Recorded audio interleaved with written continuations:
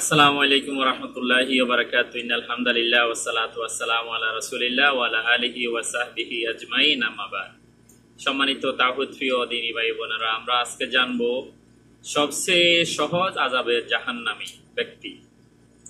নুমান ইবনে বাশির রাদিয়াল্লাহু আনহু থেকে বর্ণিত, তিনি বলেন, আমি নবী সাল্লাল্লাহু আলাইহি ওয়াসাল্লামকে বলতে শুনেছি, সবচেয়ে সহজ আযাবের জাহান্নামীর আযাব হলো তার দু পায়ে দুটি জ্বলন্ত অঙ্গারের জুতা পরানো হবে, যার ফলে চুলার উপর যেমন কড়াই বা ভাত রান্নার সময় যেন পানি টকবক টকবক করে, এরকম টকবক করে করবে তার মাথার মগজ। তাহলে দুটা আগুনের জুতা পরানোর কারণে তার মাথার মগজ টকবক টকবক করে ফুটতে থাকবে, যেরকম পানি ফুটে। এটা হলো জাহান্নামে একবার নিম্ন একবার ক্ষুদ্র থেকে ক্ষুদ্রতম শাস্তি।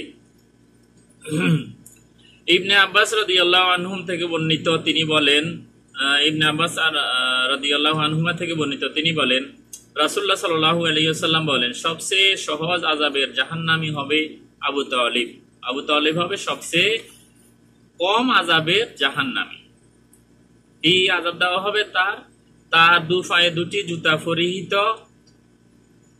দেওয়া হবে, যার ফলে তার মাথার মগজ টকবক টকবক করে ফুটতে থাকবে। আবু সাঈদ খুদরি রাদিয়াল্লাহু আনহু থেকে বর্ণিত, তিনি বলেন, নবী সাল্লাল্লাহু আলাইহি ওয়াসাল্লামকে বলতে শুনেছেন, তার নিকট চাচা আবু তালিবের কথা উল্লেখ করা হলে তিনি বলেন,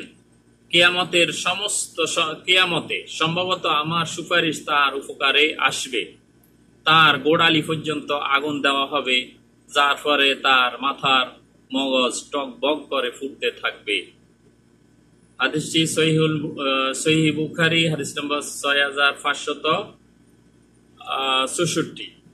তাহলে রাসূল সাল্লাল্লাহু আলাইহি ওয়াসাল্লাম বলছেন যে তার সুপারিশ সম্ভবত কবুল করা হবে, এটা বলছেন তিনি আবু তালিবের জন্য, কারণ তিনি দৃশ্যমান